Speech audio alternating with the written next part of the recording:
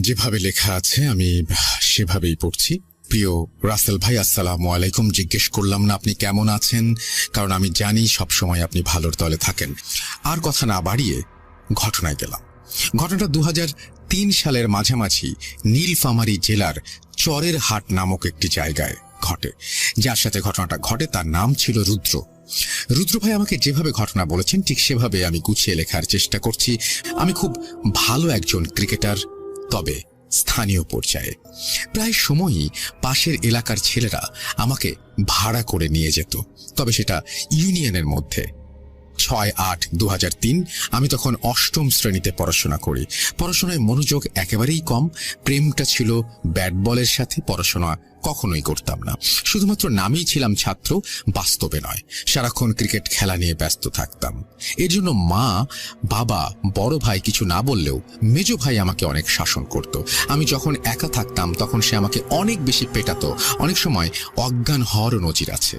যাই হোক, এসব কথা বলতে চাচ্ছি না, তবে একটা কথা না বললেই নয়, আমি ছিলাম অত্যন্ত সাহসী, যা এলাকার সকলেই কম বেশি অবগত ছিল। আসলে ভয় শব্দটা আমার ব্যক্তিগত ডিকশনারিতে ছিল না। একদিন রাতে আমার ঘরে হঠাৎ ঠক ঠক শব্দ। তখন 10টা। যেহেতু আমার বাসা প্রত্যন্ত এক গ্রামে, তাই বিদ্যুৎ তখন আমাদের গ্রাম পর্যন্ত পৌঁছয়নি। হ্যারিকেন ছিল আমাদের আলো পাওয়ার প্রধান উপায়। আমি হ্যারিকেনের পাওয়ার বাড়িয়ে দিলাম এবং দরজার কাছে গিয়ে দরজা খুললাম। দেখি 15 বছরের এক কিশোর আমাকে জিজ্ঞেস করছে, তুমি কি রুদ্র? আমি বললাম, জি আমি রুদ্র। সে কিশোর ছেলেটা আমাকে বলল, তুমি কি কালকে চরের হাটে ক্রিকেট খেলতে যেতে পারবে? তো আমি বললাম, অবশ্যই, ক্রিকেট যেখানে আমি সেখানে, যে কোনো উপায়ে যাব। সেই কিশোর আমাকে বলল, তাহলে কাল এসো। আগামীকাল চরের হাট মাঠে একটা নাইট ম্যাচের আয়োজন করা হয়েছে, তোমাকে আমাদের টিমে খেলতে হবে। বলে রাখা ভালো, চরের হাট অনেক বড় একটা স্কুলের মাঠ এবং সেখানে বিদ্যুৎ আছে, বেশ উন্নত একটি এলাকা। সেই চরের হাটে আছে অনেক বড় কবরস্থান এবং অনেক বড় শ্মশানও বলতে গেলে। অত্র এলাকায় রাজধানী চরের হাট, কিন্তু সেখানে কোনো বাজার বসতো না, তাই চরের হাটে রাস্তা সবসময় জনশূন্য থাকত। আমি জিজ্ঞাসা করলাম, তোমাকে চিনলাম না। জবাবে সেই কিশোর বলল, সর্দার পাড়ায় আমার বাড়ি। কোনো এক মাধ্যমে জানতে পারলাম তুমি অনেক ভালো ক্রিকেট খেলতে পারো, সেজন্য তোমার কাছে আসলাম। তুমি খেলতে আসলে তোমাকে 50 টাকা দিব, হারলেও দেব, জিততে তো দিবই। আমি তার কাছে খেলার সময় জিজ্ঞেস করলাম। জবাবে সেই কিশোর ছেলেটা আমাকে বলল, রাত 8টায়। আমি বললাম, রাতে কিভাবে খেলবো? এর আগে কোনোদিন রাতে তো ক্রিকেট খেলিনি। রাতে খেলা হয় টিভিতে, কিন্তু গ্রামে কিভাবে সম্ভব? সে কোনো জবাব দিল না, শুধু বলল, যথাসময়ে আসার চেষ্টা করব। যাই হোক, পরের দিন সন্ধ্যায় আমি একটা সাইকেলে করে চরের হাটের দিকে যাত্রা করি। প্রায় 3 কিলোমিটার রাস্তা। আমি আমার মতো গুনগুন করে গান গাইতে গাইতে সাইকেল চালাচ্ছিলাম। হালকা কুয়াশা ছিল, মনে মনে চিন্তা করছি এই কুয়াশার রাতে কিভাবে খেলা হবে। এসব ভাবতে ভাবতে 2 কিলোমিটার রাস্তা অতিক্রম করার পর একটা পুরনো বাঁশের ব্রিজের ওপরে উঠলাম। ব্রিজের আশেপাশে তেমন কোনো বাড়িঘর নেই এবং চারিদিকে বালিতে ভরা। যেহেতু শীতের সময়, তাই পানি নেই। বর্ষাকালে অনেক বেশি পানি থাকে। ব্রিজের ওপরে দেখি আনুমানিক 50 বছরের একজন বয়স্ক মানুষ ব্রিজের মাঝখানে দাঁড়ানো। আমি সাইকেলের বেল দিলাম, কিন্তু উনি সাইড দিলেন না। বাধ্য হয়ে আমি সাইকেল দাঁড় করালাম। কিছু বলার আগে লোকটা জিজ্ঞেস করছে, চরের হাটে যাচ্ছ নিশ্চয়ই? আমি বললাম, জি আঙ্কেল। উনি বললেন, ওদিকে যেও না তুমি। চরের হাটের পাশে একটা কবর আছে, ওখানে লাশ দাফন হবে, তুমি যেও না, ওখানে কোনো খেলা হবে না। আমি ওনার কথার কোনো গুরুত্ব দিলাম না। সেই সময়ে ওনার কথার গুরুত্ব দিলে হয়তো আমার জীবনে এমন করুণ অবস্থা হতো না। তো আমি সাইকেল চালানো শুরু করলাম। কিছু দূর যাওয়ার পর আওয়াজ আসছে, এই ছেলে, তোমাকে না আমি নিষেধ করছি, কেন তুমি আমার কথা শুনতে চাচ্ছ না? আমি বলছি যেও না। আমি সাইকেল দাঁড় করালাম ওনাকে দেখার জন্য, কিন্তু ওনাকে সেখানে দেখা যাচ্ছে না, শুধু আওয়াজ আসছে, ওখানে যেও না, ওখানে যেও না। একটু ভয় পেলাম। রাস্তা জনশূন্য, শীতের রাত, মাঝারি কুয়াশা। আমি আর আগু পিছু কিছু না ভেবে সাইকেল চালিয়ে চরের হাট পৌঁছালাম। চরের হাটে গিয়ে দেখি কোনো কিছুই নেই, নেই কোনো আয়োজন। কি শুনশান নীরবতা, মাঝে মাঝে শেয়ালের ডাক। আমি বিস্মিত হলাম, তাহলে ওই লোকটার কথাটাই ঠিক ছিল। এসব ভাবতে ভাবতে সাইকেলে উঠে রওনা দেব, এমন সময় রুদ্র বলে ডাক দিল সেই কিশোর, তুমি কোথায় যাচ্ছ? আমি বললাম, কোনো খেলোয়াড় নেই, লাইট নেই, এখানে কোথায় খেলা হবে? সেই কিশোর ছেলেটা বলল, আমার সাথে এসো। এরপর আমি বললাম, তুমি আমার সাথে দুষ্টুমি করছো কেন? আমি খেলতে যেতে পারবো না। তখন ছেলেটা বড় বড় চোখ করে আমার দিকে তাকিয়ে আছে দেখলাম, আর বলছে, তোমাকে যেতেই হবে। সেই কিশোর ছেলেটা আমাকে বাধ্য করলো তার সাথে যেতে। পথিমধ্যে তাকে আমি জিজ্ঞেস করলাম আমাকে কোথায় নিয়ে যাওয়া হচ্ছে। সে কিছুই বলল না, বলল চলো। যাওয়ার সময় রাস্তায় অনেক প্রশ্ন করলাম, কিন্তু আমার ছুড়ে দেয়া প্রশ্নের যথাযথ জবাব না দিয়ে শুধু বলছে আমার সাথে চলো। আমি একটু চালাক, বললাম সাইকেলটা ওখানে আছে, আমি গিয়ে একটু নিয়ে আসছি। সে আমাকে বলল ওইখানেই থাক। আমি কোনো ক্রমেই তার কথা শুনলাম না, একটা ধমক দিলাম। কিশোর ছেলেটা বলল ঠিক আছে, সাইকেল নিয়ে আসো। আমি তাড়াতাড়ি সাইকেলের কাছে গেলাম, ভাবলাম তাড়াতাড়ি কেটে পড়ি, সাইকেলে উঠে রওনা দেবো। এমন সময় দেখি কিশোর ছেলেটা আমার সামনে হাজির। সে জিজ্ঞাসা করছে কোথায় যাচ্ছ? আমি বললাম তোমার কাছে যাচ্ছি। সে বলল মিথ্যাচার করো না, এর ফলাফল ভয়াবহ হবে, চলো আমার সাথে। ততক্ষণে বুঝতে বাকি রইল না প্যারানরমাল কিছু ঘটতে যাচ্ছে আমার জীবনে। তবুও বুকে সাহস নিয়ে রওনা দিলাম। সেই ছেলেটাকে অনেক কথা জিজ্ঞেস করলাম, কিন্তু না, কোনো জবাব নেই, শুধু বলছে চলো আমার সাথে চলো। কিছু দূর যাওয়ার পর হঠাৎ চোখের পলকেই সামনে একটা অভিজাত বাড়ি, এক অন্য জগৎ। আমি অবাক হলাম, এই চরেরহাটের মতো অজপাড়া গায়ে এমন বাড়ি কল্পনা করা যায় না। অনেকটা স্বপ্ন মনে হলো। গায়ে চিমটি মেরে দেখলাম ব্যথা পাচ্ছি। ভাবলাম সত্যিই তাহলে আমি বাড়ির সামনে, এমন সুন্দর বাড়ির সামনে দাঁড়িয়ে আছি। এত সুন্দর বাড়ি তো আমি ঢাকা শহরেও দেখিনি। যাই হোক, বাড়ির ভিতরে গিয়ে তো রীতিমতো হতভম্ব। এত সুন্দর সাজসজ্জা করা রুম আমি কোনো দিনও দেখিনি। আর এভাবে কোনো রুমে সাজসজ্জা হতে পারে এটাও আমার কল্পনার বাইরে ছিল। ছোট্ট কিশোর ছেলেটা আমাকে তার বাবার রুমে নিয়ে গেলেন এবং বাবাকে বললেন, তুমি যে একটা সাহসী ছেলেকে আনতে বলেছিলে, এই ছেলেটা অনেক সাহসী, দেখো কত সাহসী। এতক্ষণে তার চোখে মুখে কোনো ভয়ের ছাপ নেই। সে তার বাবাকে এ কথা বলে চলে গেল। সেই বয়স্ক লোকটা আমাকে বলল, শোনো, ভয়ের কিছু নেই, তোমরা মানুষ, আমরা জিন জাতি। এ কথা শুনে আমার পায়ের নিচে কোনো মাটি নেই। ভয়ে হাত পা থরথর করে কাঁপছে। আমি তোমাদের কোনো ক্ষতি করব না, তোমাকে দিয়ে একটা কাজ করাবো। অনেকদিন থেকেই একটা সাহসী ছেলে খুঁজছি। তিনি আমাকে বললেন কিছুদিন আগে বাঁশখালী গ্রামে একটা লোক মারা গেছে, তার দাফন চরেরহাট কবরস্থানে হয়েছে। আজ রাতের 7 দিন শেষ হবে, সুতরাং আজ রাতেই তোমাকে সেই কবর থেকে সেই লাশটা তুলে আনতে হবে। এই কথা শুনেই আমি অজ্ঞান। জ্ঞান ফিরে দেখি সেই বয়স্ক লোকটা আমার সামনেই মেঝেতে। আমি কেঁদে কেঁদে বললাম, আঙ্কেল, আমাকে বাড়ি যেতে দেন, আমার মা অনেক চিন্তা করবে। উনি কোনো কথার পাত্তাই দিলেন না, উল্টো ক্ষেপে গিয়ে বললেন, লাশ তোমাকে তুলতেই হবে, চলো, তাড়াতাড়ি চলো, কোনো উপায় নেই। আমাকে বললেন, দেখো ওখানে একটা জায়নামাজ আছে, ওটার উপরে দাঁড়াও। আমি বাধ্য হয়ে সেই জায়নামাজের উপরে দাঁড়ালাম। কিছু বুঝে ওঠার আগেই আমি সেই চরেরহাটের কবরস্থানে উপস্থিত। চিন্তা করলাম পালিয়ে যাই, কিন্তু সাইকেল তো সেই বাড়িতে, যাব কিভাবে? সাইকেলের চিন্তা বাদ দিয়ে দিলাম দৌড়, পালিয়ে যাই, দৌড় দিলাম। এমন সময় একটা আওয়াজ, কই যাচ্ছিস? লাশ না তুলে দিয়ে গেলে তোকেই লাশ হতে হবে। আমি কোনো কিছু তোয়াক্কা না করে দৌড়াতে দৌড়াতে কোথায় যেন হোঁচট খেলাম এবং পড়ে গেলাম। চারিদিকে তাকিয়ে দেখি মাটি। আমি চিৎকার করলাম, কিন্তু আমার মুখ দিয়ে কোনো আওয়াজ বের হচ্ছে না। আমি ভালো করে চারিদিকে তাকিয়ে দেখি একটা কবরে শুয়ে আছি। কোথা থেকে যেন আওয়াজ আসলো, যদি তুমি কবর খনন করে লাশটা তুলে আনতে পারো তাহলে তোমাকে সম্মানের সাথে বাড়িতে যাওয়ার সুযোগ করে দেব, অন্যথায় তোমাকে কবরের মাটিতে ফেলে। আমি বললাম, আপনার কথায় রাজি। তাড়াতাড়ি আমাকে তোলেন। আওয়াজ আসলো, চেষ্টা করো, উঠে আসতে পারবে। যেই কথা সেই কাজ। আমি কবর থেকে উঠে আসলাম। চেয়ে দেখি একটা সাদা কাপড়ে মোড়ানো লাশ। আমি তাহলে এতক্ষণেই লাশটির উপরে শুয়েছিলাম। এই দৃশ্য দেখে আমি আবারও জ্ঞান হারিয়ে ফেলি। জ্ঞান ফিরলে দেখি আমি সেই জায়গাতে রয়েছি। পুনরায় আওয়াজ আসছে, তোমাকে লাশটা তুলতে হবে, যদি না তুলতে চাও তাহলে সেই লাশের সাথে তোমাকে জীবন্ত কবর দেয়া হবে। আমি বললাম, আমাকে কি করতে হবে বলে দেন। দেখি হঠাৎ 5টা সাদা পাঞ্জাবি পরিহিত লম্বা মানুষ আমার কাছে এসে দাঁড়ালো। ওনারা বলল, আমরা যেভাবে বলবো সেভাবে কাজ করো। আমার হাতে একটা কোদাল দিয়ে বলল, এই জায়গাটা খনন করো। আমি তাদের কথা মতো খনন করছি। যদিও বা এই দুনিয়াতে আমি নেই, আমি ভাবছিলাম, তারপরও বাধ্য হয়ে খনন করছি। কবর খনন শেষ করে সেই লোকগুলি আমাকে বললেন, কবরে নেমে পড়ো, এরপর কোমরের দিকে ধরে লাশটি কাঁধে নাও। আমি বললাম, একা পারবো না। জবাবে তারা বলল, না পারলে সেই লাশের ওপর শুয়ে পড়ো। আমি বললাম, আপনারা 5টা মানুষ দাঁড়িয়ে দেখছেন। জবাবে ওনারা বলল, এই ছেলে, আমরা মানুষ হলে তোমাকে প্রয়োজন পড়তো না, যা বলছি তাড়াতাড়ি করো। কি আর করার, তাদের কথা মতো লাশের কোমর ধরে কাঁধে তুলে সেই মুহূর্তে লাশ থেকে অনেক সুন্দর ঘ্রাণ বের হচ্ছে এবং আমার কাছে মনে হচ্ছে সদ্য দাফন করা হয়তো কোনো লাশ, অথচ লাশটি 7 দিন আগে দাফন করা হয়েছে। যাই হোক, লাশটি কাঁধে নিয়ে উপরে উঠতেই দেখি লাশের কফিন নিয়ে কয়েকজন দাঁড়িয়ে আছেন এবং তারা বললেন, এই কফিনের উপর লাশটি রেখে দাও। আমি তাদের কথা মতো কাজ করলাম। এরপর দেখি অনেক সাদা পাঞ্জাবি এবং টুপি পরিহিত অনেকগুলো মানুষ সারিবদ্ধ হয়ে দাঁড়িয়ে আছে নামাজের কাতারের মতো করে। 4 জন মানুষ লাশের কফিন কাঁধে নিয়ে অন্য এক জায়গায় নিয়ে জানাজা পড়ানোর জন্য রেখে দিল। জানাজা শুরুর সময়ে অনেকেই বক্তব্য দিলেন, কিন্তু সেটা আরবি ভাষায়, এজন্য আমি কিছু বুঝতে পারলাম না। বক্তব্য শেষে জানাজা ইমামতি করলো সেই ছেলের বাবা।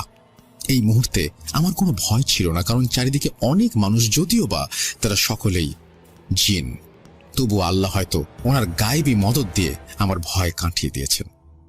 জানাজা শেষ হলে পুনরায় আমাকে লাশটা কবরে রাখতে বললেন। আমি কষ্ট করে লাশটা কবরে রেখে দিলাম।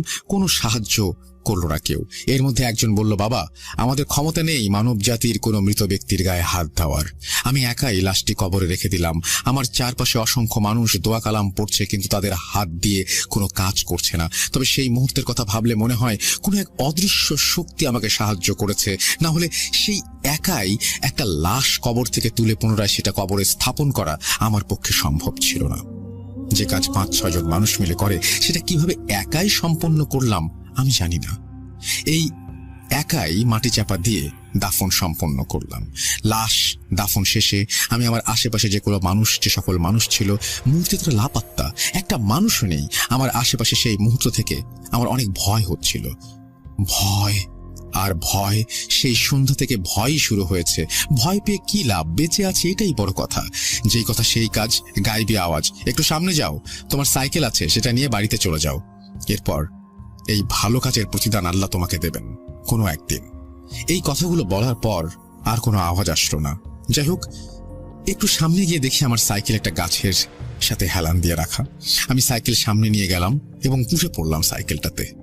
বাড়ি যাওয়ার চিন্তা করলাম। এমন সময় পুনরায় একটা আওয়াজ আসলো, আজ রাতে তোমার সাথে যা ঘটলো কারো কাছে বলবে না। যদি কেউ জানতে পারে তুমি ক্ষতিগ্রস্ত হবে। আমি কিছুক্ষণ অপেক্ষা করলাম। কোনো আওয়াজ না আসায় আমি রওনা দিলাম। বিপজ্জনক পিছু ছাড়ছে না। ঘটনা এখানেই শেষ হতে পারত, কিন্তু সেই ব্রিজের কাছে যাওয়ার পরে সেই বয়স্ক লোকটা আমার সামনে এসে দাঁড়ায়, যিনি চরের হাটে যেতে আমাকে নিষেধ করেছিলেন। উল্টো দিকে দাঁড়িয়ে আমাকে বলছেন, তোমাকে নিষেধ করা সত্ত্বেও তুমি চরের হাট কেন গিয়েছো? আমি বললাম, ভুল হয়েছে, বুঝতে পারিনি। উনি আমাকে বললেন, তোমার কোনো ক্ষমা নেই, আজ তোমার শেষ রাত। একথা বলেই মুহূর্তে তার আকৃতি পরিবর্তন করে সেই মুহূর্তে সেই বয়স্ক লোকটা মাথা ছিল না এবং চোখ দুটো বুকের ওপর এবং হাত ছিল একটা পা। এটা দিয়ে সে বিকট চিৎকার করে আমার দিকে তেড়ে আসছে এবং বলছে, এটাই তোর শেষ রাত, মৃত্যুর জন্য প্রস্তুত হরে মানব সন্তান। এই কথাগুলো যে কি পরিমাণ ভয়াবহ ছিল তা আমি ছাড়া উপলব্ধি করার ক্ষমতা আর অন্য কারণে। সেই ভয়ানক কথা এবং দৃশ্য দেখে আমি অজ্ঞান হয়ে যাই এবং সেই সাথে আমার জীবনের কালো রাতের সমাপ্তি ঘটে। পরের দিন আমি আমাকে বিছানায় আবিষ্কার করি। দেখি আমার কাছে আমার মা বাবা বসে আছে এবং বাড়িতে অনেক মানুষ, অনেক দূর থেকে বড় বড় কবিরাজগণ এসেছেন। তারা আমার জ্ঞান ফেরার অপেক্ষায় আছেন। আমার বাবাকে এবং আমার মাকে কবিরাজগণ বলেছিলেন তার জ্ঞান ফেরার পর কোনো কিছু জিজ্ঞেস না করতে। যাই হোক, যেই কথা সেই কাজ। মা বাবা আমাকে কোনো কিছু জিজ্ঞেস না করে সরাসরি কবিরাজদের জ্ঞান ফেরার বিষয়টি জানলেন। 4 জন কবিরাজ আমার কাছে এসে জিজ্ঞেস করলো আমি ব্রিজের ওপর কিভাবে গেলাম। আমি কবিরাজগণকে সবকিছু খুলে বললাম। তারা একথা শুনে হতভম্ব হয়ে গেল। আমি বললাম, এসব কাজ কিভাবে করতে সক্ষম হলাম? মাত্র 14 বছরের একটা কিশোরকে এত কিছু কিভাবে সম্ভব হলো? যাই হোক, তখন কবিরাজগণ একটা ঘটনার কারণ উদ্ঘাটন করার সিদ্ধান্ত গ্রহণ করলেন। তুলারাশির কাউকে নিয়ে আসতে বললেন। অনেক খোঁজাখুঁজির পর একটা 25 বছরের যুবকের সন্ধান পাওয়া গেল। তার ওপরেই কবিরাজগণ জিন ভর করানোর সিদ্ধান্ত গ্রহণ করলেন এবং অনেক মন্ত্র পাঠ করে সেই যুবকের গায়ে জিন ভর করালেন। কবিরাজগণ যখন নিশ্চিত হলেন তিনি জিন হাজির করতে পেরেছেন, সেই জিনের কাছে জানতে চাইলেন এই ছেলের সাথে কেন এসব ঘটনা ঘটলো। প্রথমে কিছু বলতে চাচ্ছিল না। কবিরাজগণ জানতে চাইলেন তুমি কেন বলতে চাচ্ছ না। জবাবে জিনটি বলল, তারা অনেক শক্তিশালী, আমি যদি বলে দেই তাহলে আমার ক্ষতি হবে। ঠিক তখনই কবিরাজের কাছে থাকা মোটা লাঠি দিয়ে বেধড়ক তাকে পেটানো শুরু করল এবং বোতলে ভরে রাখার হুমকি দিলে তখন সেই জিন সব বলতে রাজি হয়। সেই জিন বললেন, 7 দিন আগে বাঁশখালী নামক একটা এলাকায় একজন লোক মৃত্যুবরণ করেছিলেন। সে ছিল খুব পরহেজগার এবং ভালো মানুষ। আর ওনার জানাজায় ইমাম সাহেব ভুল করেছিলেন বিধায় জিনরা সিদ্ধান্ত নেয় আবার জানাজা পড়ানোর। কিন্তু একটা বিপত্তি, জিনেরা কখনো কবর থেকে লাশ তুলতে পারে না। তাই একজন সাহসী মানুষ খুঁজছিল, অনেক খোঁজাখুঁজির পর রুদ্রকে পায় এবং অনেক কৌশলে তাকে চরেরহাট কবরস্থানে নিয়ে যেতে সক্ষম হয়। তবে যারা রুদ্রকে ব্যবহার করেছে তারা রুদ্রর কোনো ক্ষতি করেনি। একটা খারাপ জিন, যিনি চাচ্ছিলেন পুনরায় সেই লাশের জানাজা না হোক এবং এই জন্যই রুদ্রকে মারতে চেয়েছিল, সেই জিনগুলো এসে তাকে রক্ষা করে এবং সকাল পর্যন্ত তারা পাহারা দেয় এবং রুদ্র আজ বেঁচে আছে, অন্যথায় সেদিনই তাকে মরে যেতে হতো। ওদের কারণেই বেঁচে আছে। যাই হোক, এরপর কবিরাজগণ সেই যুবকের শরীর থেকে জিন নামিয়ে নেয়। পরবর্তী সময়ে আমাকে কিছু তাবিজ দেয় এবং আস্তে আস্তে আমি স্বাভাবিক হই। চলে যাই ঘটনায়। বাবু ভাই, আপনার আশা করছি যে বাবু ভাই এখন আর যে ঘটনাটা বলবেন সেটা আপনাদের প্রথম ঘটনার মতো অনেক বেশি ভালো লাগবে। চলুন শুনে আসি তার ঘটনা। আমি যে কাহিনীটা এখন বলবো এটা মেজবা ভাইয়ের কাহিনী। উনি একজন পেশা একজন চিকিৎসক। উনি দীর্ঘদিন আমেরিকায় ছিলেন, হ্যাঁ, আর তারপর এখন বাংলাদেশে প্র্যাকটিস করছেন। সঙ্গত কারণে ওনার হসপিটালের নাম বললাম না, উনি কোথায় আছেন উনি, এবং উনি একজন মানে প্রফেসর আর কি। যাই হোক, আমি কাহিনীটা বলি। এটা হচ্ছে ওনার ইয়াং এজের কাহিনী, যখন উনি এমনি জাস্ট মেডিকেল ডক্টর হয়ে মানে জয়েন করেছিলেন আর কি তখনকার সময়। ওনার সাথে ওনার ওয়াইফ যে ভাবি, উনিও ছিলেন আপনার একই পেশায় ছিলেন এবং উনি তখন ডাক্তারি পাশ করে উনি তখন চলে যান সরকারি একটা মানে সরকারি এসে জয়েন করেন আর কি মেডিকেল টিমে। এবং ওনার পোস্টিং ছিল তখন কক্সবাজারের আশেপাশে কোনো একটা জায়গায়, এবং মেজবা ভাই ছিলেন তখন ঢাকায়। এবং উনি থাকতেন ভাবির সাথে, প্রায় ডিটাচ থাকতে হতো এই কারণে, পেশার কারণে। তো একদিন যেটা হলো যে উনি তখন সময় হচ্ছে আপনার একটা নিম্নচাপ হয়েছে আর কি সাগরে। এই নিম্নচাপের সময় ভাবির কাছ থেকে উনি মেসেজ পান যে ওখানে আছেন এবং ঝড়টা সম্ভবত এটা নিম্নচাপটা মেবি একটা হ্যারিকেন আসতে পারে এবং মোস্ট প্রবাবলি ওই অঞ্চলে আঘাত করতে পারে মেবি। তো এরকম একটা কাহিনী শোনে। নিম্নচাপ তো অনেক সময় ভয়ঙ্কর হয়। তো ওনারা যেহেতু নিউলি ম্যারিড ছিলেন এবং ওনাদের দুজনের বেশ মানে একটা লং টাইম ফ্রেন্ডশিপ ছিল, তারপর বিয়ে করেন। ওরা খুব অ্যাটাচড একজন আরেকজনের প্রতি। তো ওই সময়টা মোবাইলের যুগ না, সুতরাং তাদের মধ্যে কমিউনিকেশনটা খুব বেশি স্ট্রং হয়নি আর কি। তো উনি শুনতে পেয়ে উনি খুব টেন্সড ছিল আর কি। এই মানে কি ঝড় বৃষ্টি হচ্ছে, সমুদ্র উপকূলবর্তী এলাকায় কোথাও আছে এবং খুব টেন্সড অবস্থায় ছিল। তো ওনার মন সবসময় ভাবির কাছেই পড়ে থাকে। তো এরকম একটা সময় কি হয় যে ঝড় বৃষ্টি বেশ বাড়ে আর কি, বাড়ে। তো ওনার ইচ্ছা হয় যে উনি চলে যাবেন ভাবির কাছে। তো যেরকম ভাবে চিন্তা করেছেন উনি ওই গাড়ি নিয়ে রওনা দেন আর কি। তো ঢাকা থেকে চিটাগং পর্যন্ত যান ড্রাইভ করে, খুব নর্মালি। হালকা বৃষ্টি ছিল তখন। এই অবস্থায় উনি চলে যান ঢাকা থেকে চিটাগং। এবং নিম্নচাপ হলে যেটা হয় রাসেল ভাই, দেখবেন যে বৃষ্টিটা কিন্তু মানে একসাথে আসে না, ঝিরঝির ঝিরঝির করে পড়তে থাকে। তো এরকম অবস্থা হয় যখন চিটাগং থেকে উনি যায়, তখন অলরেডি ধরেন উনি রওনা দিয়েছিলেন দিনের বেলায় আর কি, দুপুরের দিকে বা সামথিং। তো যখন কক্সবাজারের দিকে যাওয়া শুরু করেন তখন অলরেডি রাত হয়ে গেছে, অন্ধকার। উনি ড্রাইভ করে যাচ্ছেন, তো বলছে যে বৃষ্টির তোড়টাও একটু বেশি বেড়ে গেছে তখন, লাইক গাস্টি উইন্ডের সাথে আসতেছে পানিগুলো। তো এরকম একটা অবস্থায় আবার থেমে যায়, আবার চলতেছে। তো বলতেছে যে একটা সময় বেশ গভীর রাত হয়ে গেছে রাস্তার মধ্যে। তো যাচ্ছে তো যে জায়গাটা উনি গেছে রাস্তায়, সেই জায়গাটা আশেপাশে কোনো দোকানপাট কিছু নাই, দুই পাশে মনে হচ্ছে যে লাইক খোলা মাঠের মতো, কিন্তু গাছগাছালি আছে, একটু জঙ্গল টাইপ। এরকম একটা জায়গায় ওনার গাড়িটা হঠাৎ করে কাশি দেয়, মানে লাইক ইঞ্জিনটা কেসে 2-3 বার ঝাঁকি দিয়ে গাড়ি স্টার্ট বন্ধ হয়ে যায়। তো উনি ইগনিশন দেয়, গাড়ি আবার স্টার্ট হয়, আবার যায়, আবার একটু পর কাশি দিয়ে বন্ধ হয়ে যায়। এবং একবার গাড়ি বন্ধ হয়, আর উনি বারবার ইগনিশন দিচ্ছেন, গাড়ি আর স্টার্ট হয় না। এবং বারবার ইগনিশন দেওয়ার কারণে দেখা যাচ্ছে ব্যাটারিও হচ্ছে। তো উনি খুব হয়ে যায়। তো উনি গাড়ি স্টপ করে চিন্তা করে যে নামবো কিনা, বৃষ্টি তো হচ্ছে, লাইট টাইট সব নিভিয়ে দিয়েছে গাড়ির ভেতরে। এবং এই কারণে যেটা হচ্ছে যে গাড়ির ভিতরে জাস্ট আপনার ফগি হয়ে যাচ্ছে, গ্লাস ঘেমে যাচ্ছে। উনি চিন্তা করে বসে থাকার তো মানে নেই, গাড়িটা আমি এখন আগে সরাতে হবে, কারণ রাতের বেলা যদি হঠাৎ করে বাস ট্রাক কিছু একটা আসে সমস্যা হবে। তো উনি মানে কোনো চিন্তা ভাবনা না করে রাস্তাকে বেরোতে হবে, গাড়ি ঠেলে অ্যাটলিস্ট রাস্তার পাশে আগে রাখতে হবে। তো উনি নেমে অনেক কষ্টে এক হাতে স্টিয়ারিং ধরে, এক হাতে রাস্তার মানে ধরে ঠেলে গাড়িটাকে জাস্ট পাশে নামায়, রাস্তা সফট শোল্ডারে নামায় দেয়। রাস্তা নামায় উনি ওখানে গাড়ির ভিতরে আবার ঢুকে দেখে পুরাই ভিজে গেছে এবং চিন্তা করতে থাকে যে এখন কি করবেন, বসে থেকে কিছু হবে, বা সামনে কি কোনো গ্যাস স্টেশন আছে, বাংলাদেশে তো পেট্রোল পাম্প পাওয়া খুব কঠিন। ওই সময় নেভিগেশনও ছিল না, যে ম্যাপ ট্যাপও ছিল না, গুগল কোথায় কি আছে। যাই হোক, উনি এক পর্যায়ে গাড়ি থেকে নেমে পড়ে। নেমে গাড়িটাকে লক করে হাঁটা শুরু করে। তো যখন হাঁটতেছে রাসেল ভাই বেশ খানিকটা মেন রোড রাস্তা ধরেই হাঁটতে তো অনেক দূর যাওয়ার পরে হঠাৎ করে ওনার মনে হয় যে ঝোপের মধ্যে কি জানি একটা বেশ মনে হচ্ছে যে ঝোপটাকে আলোড়ন করতেছে। এই পর্যায়ে উনি দেখে যে 2-3টা হাতির মতো বের হয়ে রাস্তায় আসছে, এবং ওইটা দেখে উনি বেশ ভয় পেয়ে করে কি যে হাতিগুলার মানে থেমে যায়, এবং হাতিগুলা ওনার উপস্থিতি বুঝে ফেলে অন্ধকারে, এবং মানে ইটস লাইক চার্জ করার মতো না, কিন্তু হাতিগুলো অন্যদিকে আসে। উনি করে কি ওই ঝোপঝাড়ের ভেতর দিয়ে মানে দিক বিদিক শূন্য দৌড় দেয়, প্রচন্ড ভয় পেয়ে যায়। ও শহরে মানুষ, এগুলোর সাথে নিউ স্টোন আর হাতি চার্জ করলে অনেক ভয়ঙ্কর ব্যাপার। তো দৌড়াইতে উনি মানে খুব মানে দিক বিদিক শূন্য হয়ে দৌড়ায়। একটা জায়গায় উনি পৌঁছায়, ওই জায়গায় যেটা একটা বিশাল একটা গাছের মতো, গাছটা বেশ আপনার ছড়ায় আছে বিশাল, এবং গাছের নিচে উনি পিছনে হাতি টাতি কিছু দেখেন না। তো ওখানে দেখেন যে একটু আলোর মতো আছে, কি ব্যাপার আলো আগুন, একটু ভয় পায়, আবার চিন্তা করে কেউ আছে নাকি। তো ওইখানে যে দেখে যে একটা মানুষ বসা, মানুষটা হচ্ছে আগুন একটা জ্বালাইছে গাছের নিচে, বৃষ্টির পানি ওরকম পড়তেছে না ওই জায়গাটায়, একটা মানে হলুদ গেরুয়া টাইপের একটা পরা। এই মানুষটার শীর্ণ শরীর, পুরা হাড় জিরে শরীর, চুলটাকে মানে একটা জটের মতো করে বাঁধা পিছনে বসে আছে।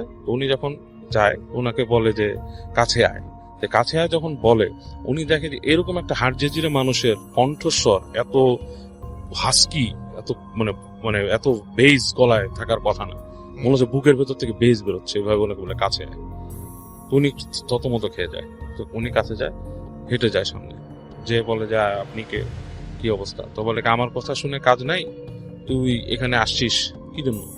তো উনি বলতেছে যে আমি তো রাস্তায়, আমার গাড়ি নষ্ট হয়ে গেছে, সেই আর আপনি তুই তুই করে বলতেছেন কেন? তখন বলতেছে যে আমি তুই তুই করে বলতেছি না, এই জায়গাটা আমার, এই মানে এই এলাকায় টেরিটরি আমার। হ্যাঁ, তুই যেখানে আসছিস, তুই তো এখানে অনেক রকম সমস্যায় পড়বি, এবং সমস্যাটা আমি তোকে তৈরি করবো, কারণ তোকে এখানে পাঠানো হয়েছে। হ্যাঁ, আমি অনেকদিন এখানে আটকায় আছি, আমাকে এখান থেকে মুক্ত করার জন্য।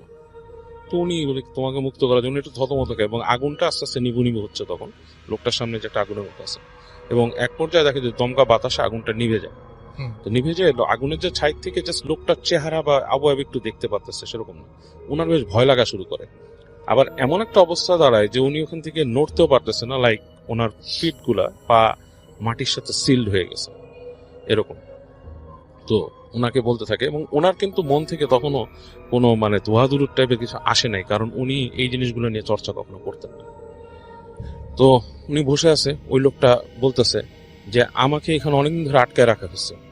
হ্যাঁ, এই যে গাছ দেখছিস, গাছ থেকে এত কদম দূরে আমার কঙ্কাল আছে, তুই এই কঙ্কাল উঠাবি, তারপর তোর এখান থেকে ছাড়া পাবি, এর আগে পাবি না। আচ্ছা, এরকম একটা বলে। তো উনি থতমত খেয়ে প্রচন্ড ভয় পেয়ে উনি মানে বাকরুদ্ধ হয়ে যায়, এবং মনের মধ্যে মানে আপনার তার ভিতরে শিরশির করতে থাকে, এবং সে একটু কয়েকবার যখন গ্লেন্স করে মানে চোখ মানে বুঝে খুলে, তখন দেখে যে লোকটাও নাই ওখানে, এবং উনি খুব মানে বলার মতো না এরকম একটা ভয় পায়, বাট নড়তেও পারতেছে না। তো এই পর্যায়ে যেটা হয় রাসেল ভাই, উনি হঠাৎ করে ওনার নিজের চিন্তাটা করে যে আমি এখানে আটকে আছি, আমাকে কে বাঁচাবে।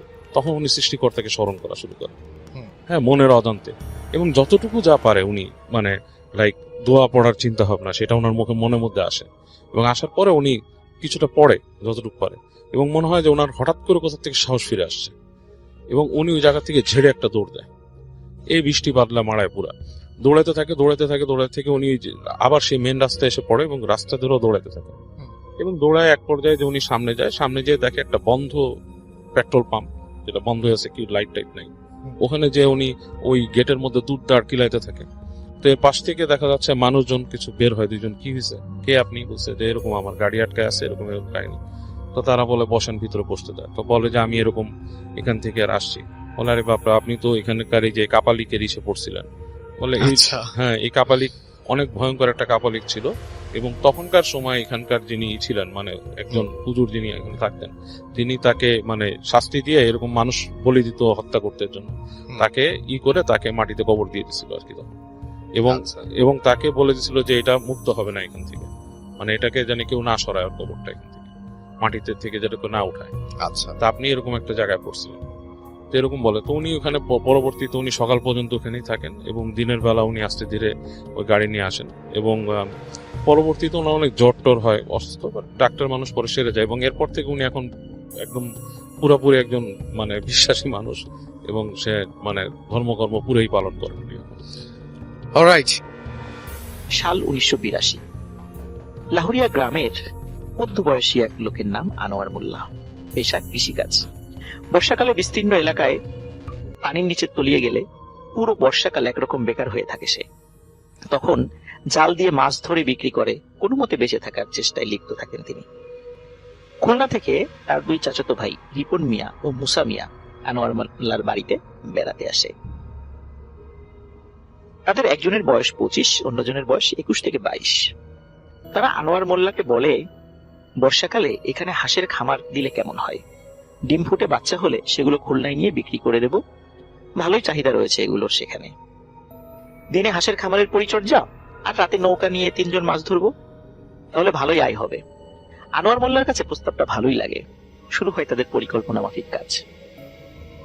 প্রতিদিন হাঁসের খামারের পরিচর্যা ও রাতে 3 জন নৌকা নিয়ে বের হয়ে যেত। তারা প্রতি রাতে এই লাহুরিয়া গ্রাম থেকে বর্ষাকালে প্রায় 5 কিলোমিটার দূর পর্যন্ত একটা ছোট্ট ব্রিজের কাছ পর্যন্ত মাছ ধরতে ধরতে যেত, আবার একই পথ দিয়ে মাছ ধরতে ধরতে ফেরত আসত। এক রাতে খাওয়া দাওয়া শেষে আনোয়ার মোল্লা চিন্তা করে আজ আর মাছ ধরতে যাবে না। কেন জানি তার ভালো লাগছিল না, মনও সায় দিচ্ছিল না। কিন্তু সেই রাতটি ছিল পূর্ণিমা। রিপন মিয়া এবং মুসা মিয়া আনোয়ার মোল্লাকে বলে, বড় ভাই, আজ যেহেতু পূর্ণিমা, আজ ভালোই মাছ ধরবে, চলো। কিন্তু আনোয়ার মিয়া কেন জানি আজ রাতে যেতে ইচ্ছা করছিল না। রিপন ও মুসা মিয়ার আগ্রহে যেতে রাজি হলেও মনের ভেতর বারবার কে যেন বলছে, যাস না আনোয়ার, বিপদ হবে।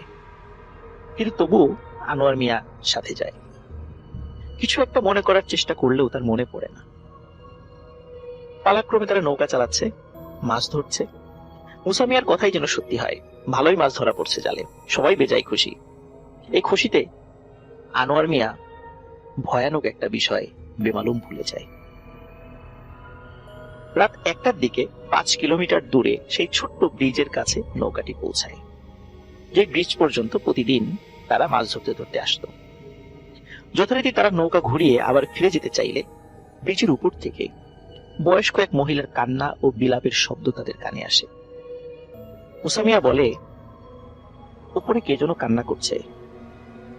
রিপন মিয়া বলে, আমাদের দেখে কাজ নেই, আমরা চলে যাই। আনোয়ার মোল্লা বলে, বিপদে কাউকে একা ফেলে যেতে হয় না, তোরা উপরে যা, গিয়ে দেখ কি হয়েছে। রিপন ও মুসা মিয়া উপরে গিয়ে দেখে এক মহিলা ব্রিজের পাশে বসে আছে, তার সামনে সাদা কাপড়ে মোড়ানো একটি লাশ। সেই লাশকে নিয়ে কান্নাকাটি করছে। মুসা মিয়া মহিলাকে জিজ্ঞেস করে, কি হয়েছে? মহিলাটি বলে, আত্মীয় বাড়িতে বেড়াতে গিয়ে তার স্বামী হঠাৎ মারা যায়। তার আত্মীয় স্বজন এই জায়গা পর্যন্ত দিয়ে গেছে, তারপর তারা চলে গেছে। আমার বাড়ি লাহুরিয়া গ্রামের কাছে পোড়াবাড়ি এলাকায়। এখন আমি কিভাবে যাব এত রাতে এই লাশ নিয়ে? তখন মহিলাটি রিপন মিয়া এবং মুসা মিয়াকে অনুরোধ করে তার স্বামীর লাশ সহ তাকে গ্রামে পৌঁছে দিতে। কিন্তু রিপন ও মুসা মিয়া সরাসরি এই প্রস্তাবটি নাকচ করে দেয়, বলে আমরা নৌকায় কোনো লাশ উঠাই না। এই বলে তারা নিচে চলে যায়। যখন আনোয়ার মোল্লা তাদেরকে জিজ্ঞেস করে যে কি হয়েছে উপরে, তখন রিপন মিয়া এবং মুসা মিয়া সব ঘটনা খুলে বলে। আনোয়ার মোল্লা বলে, এভাবে কাউকে বিপদে ফেলে যেতে হয় না, যেহেতু তার বাড়ি পোড়াবাড়ি এলাকায় আর আমরা ওই পথ দিয়েই যাব, তাই তাদেরকে পৌঁছে দিতে আমাদের কোনো সমস্যা নেই। রিপন মিয়া এবং মুসা মিয়ার আপত্তি সত্ত্বেও আনোয়ার মিয়া তাদেরকে বলে, যাও তোমরা গিয়ে লাশটি নিয়ে এসো। যাই হোক, রিপন মিয়া এবং মুসা মিয়া তারা দুজন ব্রিজের উপরে গিয়ে লাশটি ধরাধরি করে নৌকায় নিয়ে আসে।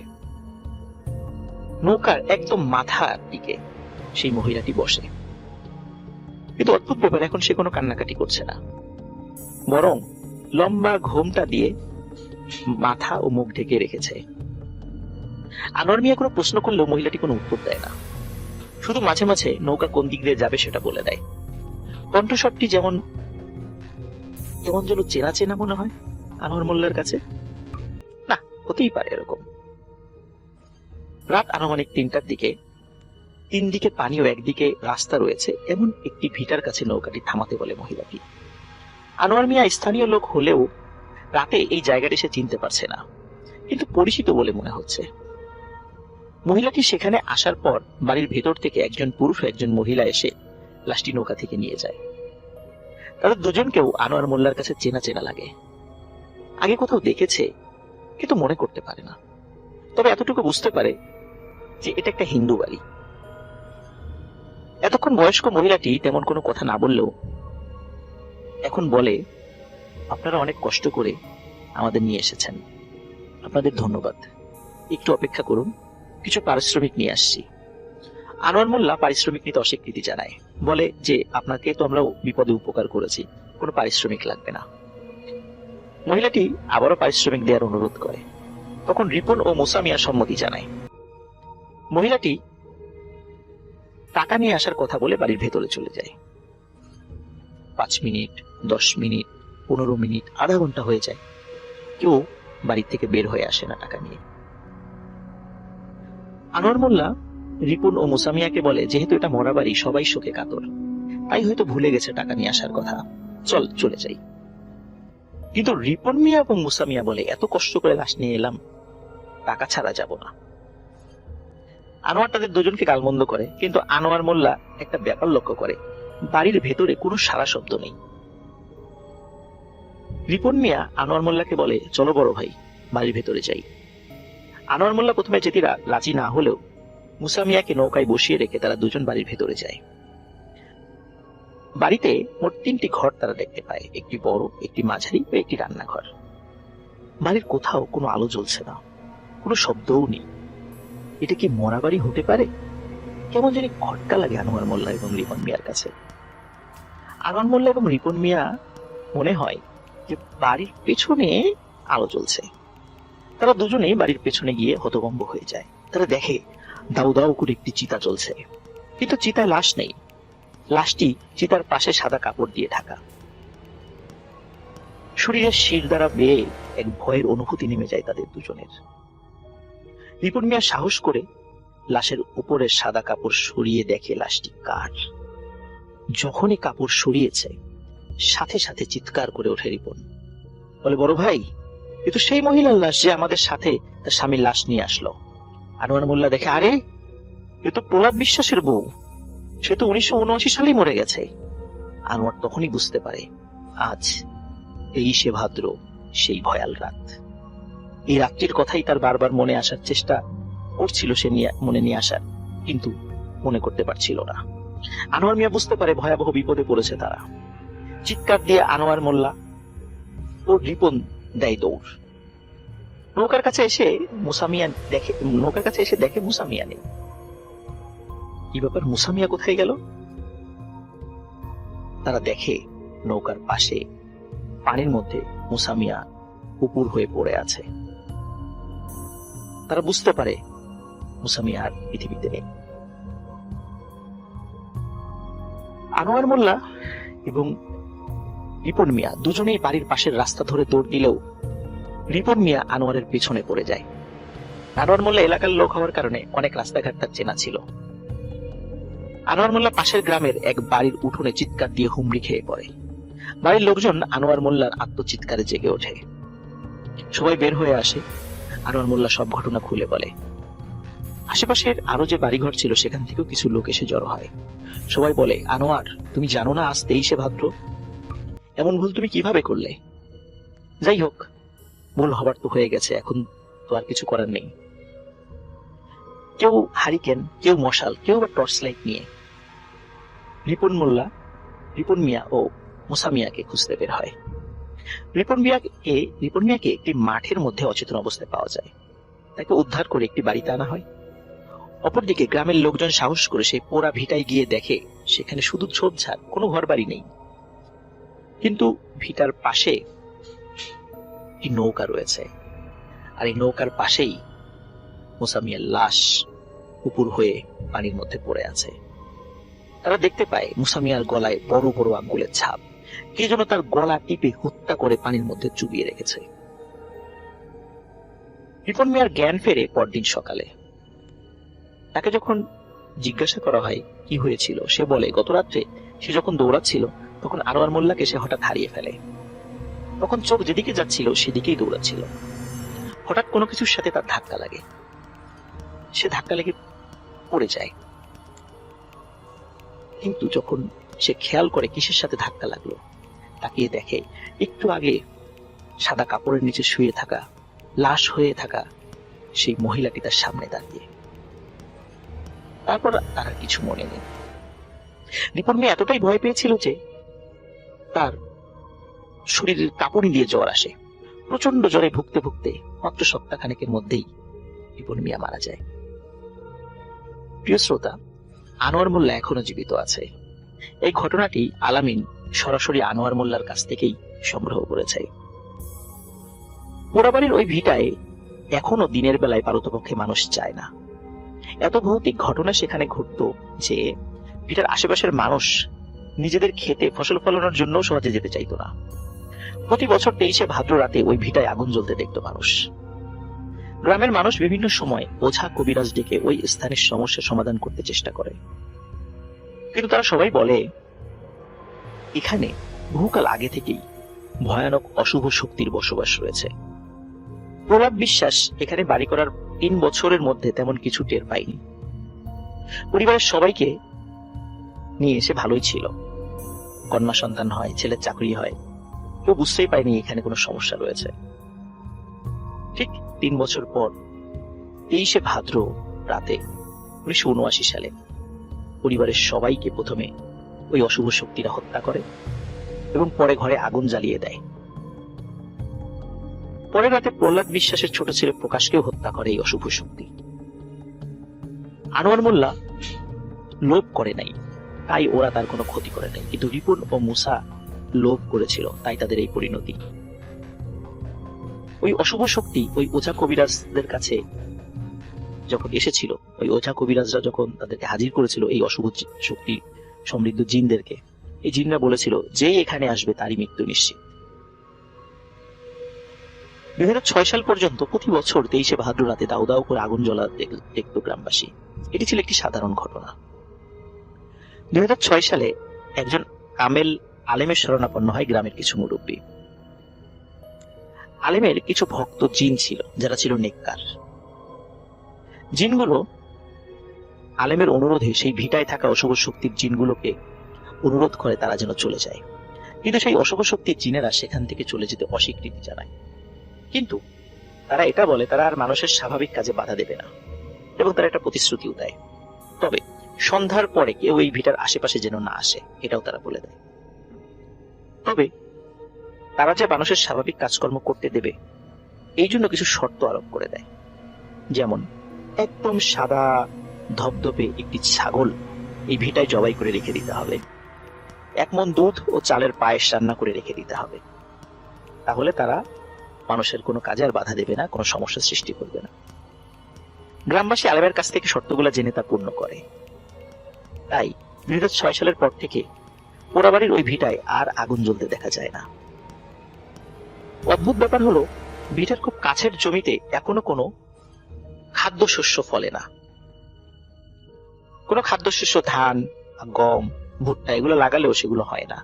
তবে কিছু অর্থকরী ফসল যেমন পাট বা এই টাইপের কোনো ফসল লাগালে সেটা ফললেও সেটা পরিমাণে খুব সামান্য। পোড়াবাড়িতে বিভিন্ন সময় আরো অনেক ঘটনা ঘটেছে। ঘটনাগুলো শুনতে আমাদের চ্যানেলের সাথে যুক্ত থাকুন, আমার চ্যানেলে সাবস্ক্রাইব করুন। সবাই ভালো থাকবেন, সুস্থ থাকবেন। আপনার নামটা প্লিজ একটু বলবেন, তারপরে আপনি কোথা থেকে এসেছেন সেটা বলবেন, তারপর আপনার ঘটনা শুনবো। উত্তরা থেকে। জি। আসসালামু আলাইকুম লিসেনার্স। জি। আমি আজকে যে ঘটনা বলবো এটা আমার এক ফ্রেন্ডের ঘটনা। Due to some specific reason আমি তার নাম বলতেছি না, প্লাস সে কোথায় কাজ করে বা জব করে এটাও বলছি না। আমি অনেক কষ্ট করে ওর কাছ থেকে পারমিশন নিয়েছি এই ঘটনাটা বলতে পারি লিসেনারদের শোনানোর জন্য। It's a love story with a genie. তো আমার ফ্রেন্ড, আমরা মোটামুটি we were very close, still we are close.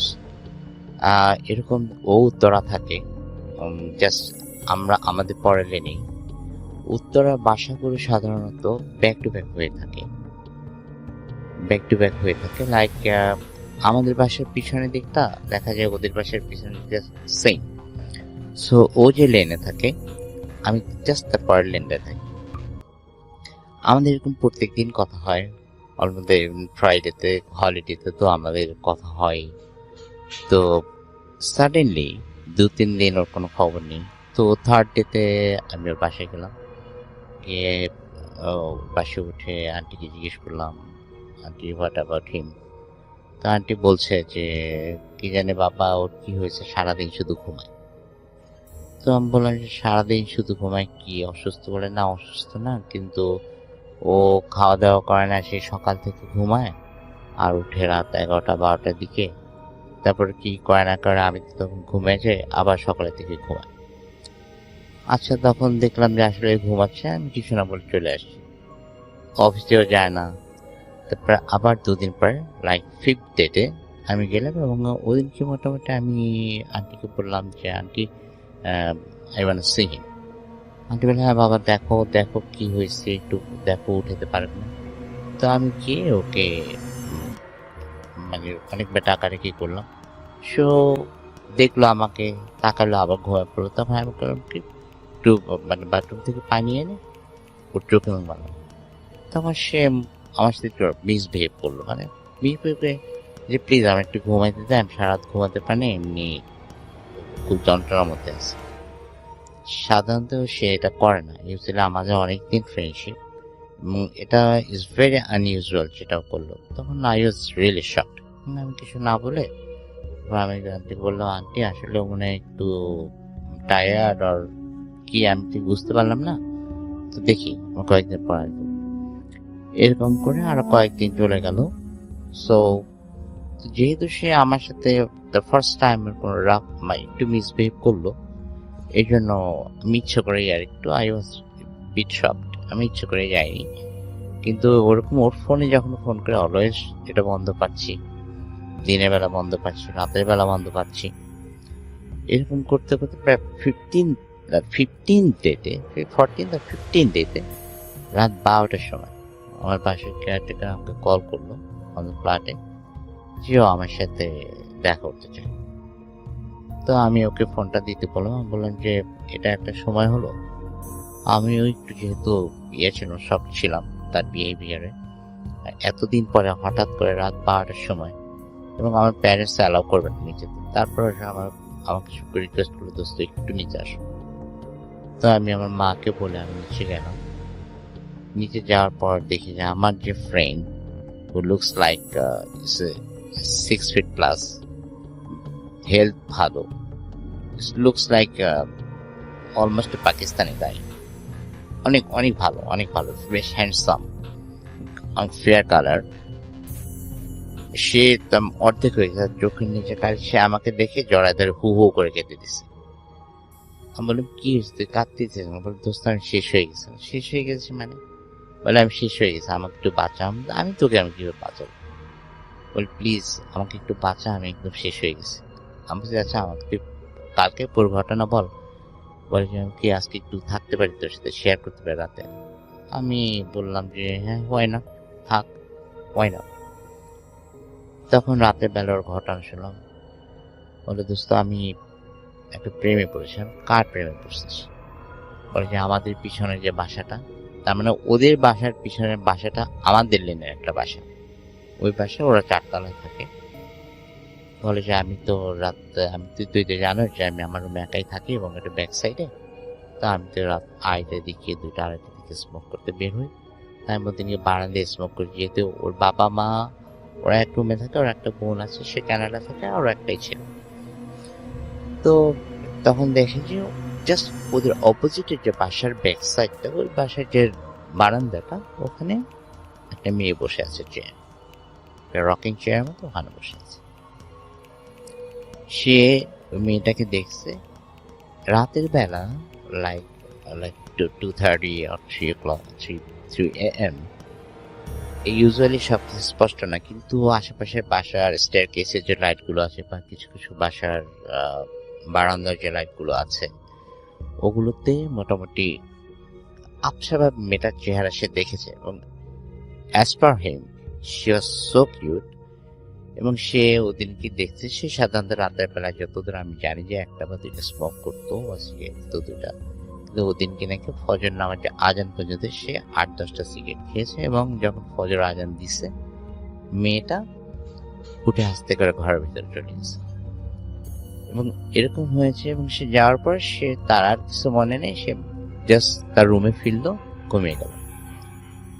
এরকম করে 2 দিন গেল, 3 দিন গেল, 3 দিন তারা কোনো কথা বলে নাই। আর 4th ডেতে কথা হয়েছে। কি কি কথা হয়েছে আমি আজ পর্যন্ত তার কাছে বের করতে পারিনি, শুধু এতটুকু জেনেছি মেয়েটির নাম লায়লা। মেয়েটির নাম লায়লা, সে কথা বলতো এবং তারা হোল দ্য নাইট কথা বলতো, বাট ফজরের সময় মেয়েটা ঠিক চলে যেত। এখন আমি ওকে জিজ্ঞেস করলাম, দেখ এখানে কয়েকটা কোয়েশ্চেন আছে। নাম্বার 1, এখন সবার কাছে মোবাইল ফোন থাকে, waiting to ask for the mobile number. দোস্ত তুই বিশ্বাস কর, আমার এই কয়েকদিন যে আমি কি যে একটা ঘোরের মধ্যে ছিলাম, আমার তার মোবাইল নাম্বার আমার মাথার মধ্যেই আসেনি, তার মোবাইল নাম্বার আমি চাই। প্রিয় লিসেনার, আমরা সবাই আয়নায় নিজেদের মুখ দেখি, কিন্তু কখনো কি ভেবেছেন আয়নার ওই কাচের ওপারেও অন্য একটা জগৎ আছে? আজ আপনাদের শোনাবো কুষ্টিয়ার এক গ্রামের ঘটনা। আমাদের লিসেনার আরিফ ভাই তার নানাবাড়ির এক পুরনো সিন্ধুকে পাওয়া আয়না নিয়ে যে অভিজ্ঞতার মুখোমুখি হয়েছিলেন তা শুনলে আজ রাতে আপনিও আয়নার সামনে দাঁড়াতে ভয় পাবেন।